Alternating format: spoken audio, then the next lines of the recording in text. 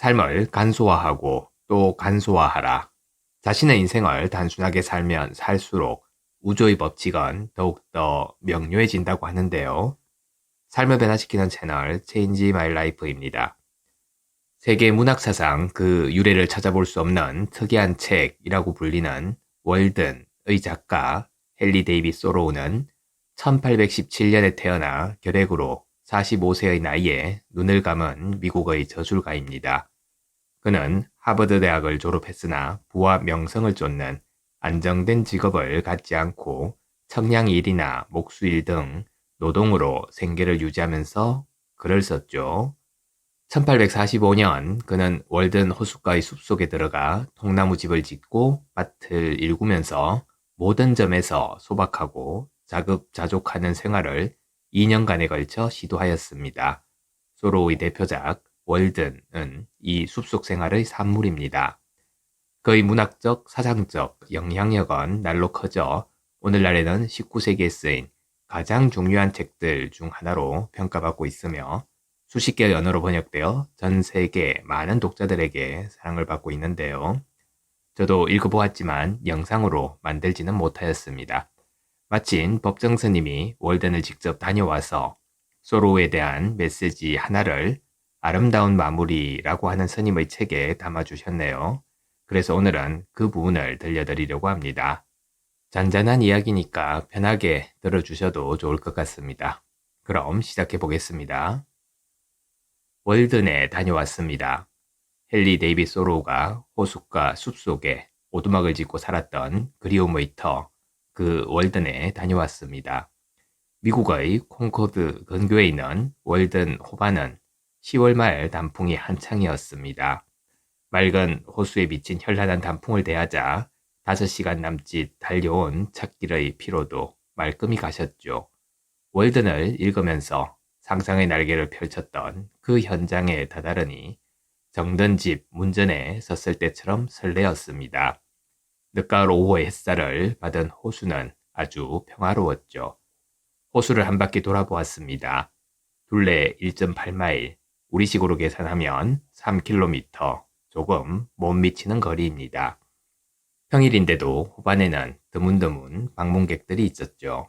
그 현장에서 월든을 잃는 사람도 있었고 고무보트를 타고 한가로이 낚싯줄을 들이온 사람도 눈에 띄었습니다.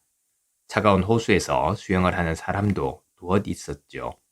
호수의 북쪽에 150여 년 전 소로우가 살았던 오두막의 터가 돌무더기 곁에 있었습니다. 거기 널판지에 이런 글이 새겨져 있더군요.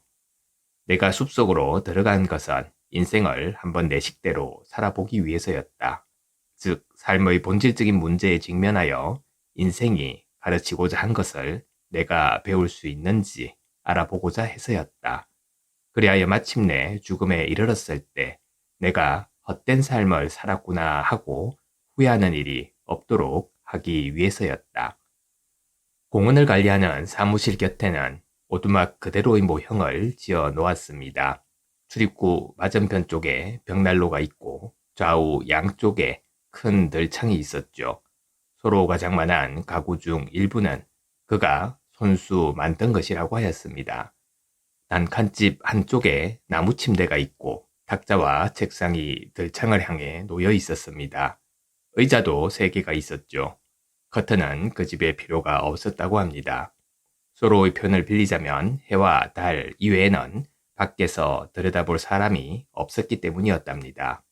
콩코드의 한 숙소에서 자고 이튿날 다시 월든을 찾았습니다. 이른 아침의 월드는 전날 석양에 보던 것과는 또 다른 분위기였죠. 아침 호수는 정신이 반짝 들 만큼 신선하였습니다. 남향인 오두막터에서 수목 사이로 바라보이는 월드는 정말 아름다웠습니다. 오두막은 호수에서 100m쯤 떨어져 있고 둘레가 낮은 언덕으로 되어 있어 내가 만약 집터를 잡는다 하더라도 바로 이 지점을 골랐겠다는 생각이 들었습니다. 그는 오두막 가까이에 모래 섞인 땅을 갈아 강낭콩을 심고 한쪽에 감자와 옥수수, 완두콩과 무 등을 가꾸었습니다. 그는 달빛이 밝은 밤이면 호숫가의 모래톱을 거닐기도 하고 클롯으로 주변 숲의 메아리를 깨우기도 하였습니다. 어느 날 일기에 그는 이렇게 써놓았죠. 오늘 저녁 나는 월든 호수에 보트를 띄우고 앉아 피리를 불었다. 콩코드 박물관에는 얼마 되지 않은 그의 유품이 전시되어 있는데 책상과 의자와 침상과 연필 그리고 그가 불었던 피리도 함께 있었습니다. 소로우는 체구가 크지 않았던 것 같습니다. 침상이며 의자와 책상이 모두 표준치보다 작았죠. 소로우는 하루에 4시간 이상 걸었다고 합니다. 그는 산책이라는 글에서 이렇게 말하였습니다. 온갖 세속적인 얽힘에서 벗어나 산과 들과 숲속을 걷지 못한다면 나는 건강과 영혼을 온전하게 보존하지 못할 것 같다. 소로우가 숲속에서 홀로 지낸 지 1년째 되던 해 여름, 구둣방에 수리해달라고 맡긴 구두를 찾으러 가다가 세금 징수원과 마주쳤습니다. 몇 년 동안 밀린 인도세를 내지 않았다고 해서 감옥에 갇히는 사건이 일어났죠. 인두세란 그 당시 매사추세츠 주가 20세에서 70세까지의 모든 남성에게 부과한 세금이었습니다. 소로우가 다른 세금은 꼬박꼬박 내면서도 유독 인두세만은 거부한 이유는 의사당 앞에서 버젓이 남자와 여자, 어린이들까지 가축처럼 팔고 있는 흑인 노예 제도에 항의하기 위해서였습니다. 그리고 영토 확장을 위해 멕시코 전쟁까지 일으킨 정부에 항의하기 위해서였죠. 친척 중 한 사람이 그가 모르게 세금을 대납하는 바람에 다음날 아침 석방되자 그는 크게 분개하며 추록을 거부하였지만 소용이 없었습니다. 이 사건은 그에게 개인의 자유를 억압하는 국가 권력에 대해서 깊이 성찰하는 계기가 되었습니다. 이 사건을 계기로 세계의 역사를 바꾼 책들 중 한 권인 그의 책 시민의 불복종이 나오게 되었습니다. 이 글은 톨스토이, 마하트마 간디, 마틴 루트킹 등에게 커다란 영향을 끼쳤죠. 불의의 권력과 싸우는 수많은 사람들을 격려하고 그들에게 희망과 용기를 북돋아 주었습니다. 톨스토이는 말하였습니다. 왜 당신네 미국인들은 돈 많은 사람이나 군인들 말만 듣고 소로우가 하는 말에는 귀를 기울이지 않는 거요.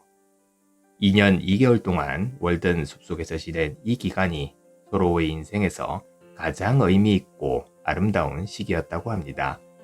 그는 학생으로서 월든에 갔었지만 그곳을 떠나올 때는 스승이 되어 있었죠. 소로우의 생애를 가장 충실하게 기록한 영국의 전기 작가 헨리 솔트는 이렇게 말하였습니다. 그가 콩을 심고 콩밭을 매는 일은 자연을 배우고 삶을 배우는 과정과 다름이 없었다. 그런 의미에서 그가 전 미국을 위해 공적인 일을 하여 남길 수 있었던 것보다 월든을 씀으로써 인류에게 남긴 유산이 훨씬 더 훌륭한 것이었다. 소로우의 생활 신조를 한마디로 표현하면 이렇습니다. 간소하게 살라. 제발 바라건대 그대의 일을 2가지나 3가지로 줄일 것이며 100가지나 1000가지가 되도록 하지 말라. 자신의 인생을 단순하게 살면 살수록 우주의 법칙은 더욱더 명료해질 것이다. 그때 비로소 고독은 고독이 아니고 가난도 가난이 아니게 된다. 그대의 삶을 간소화하고 또 간소화하라. 감사합니다. 매일 아침 소중한 메시지를 전해드립니다. 구독과 좋아요 부탁드립니다.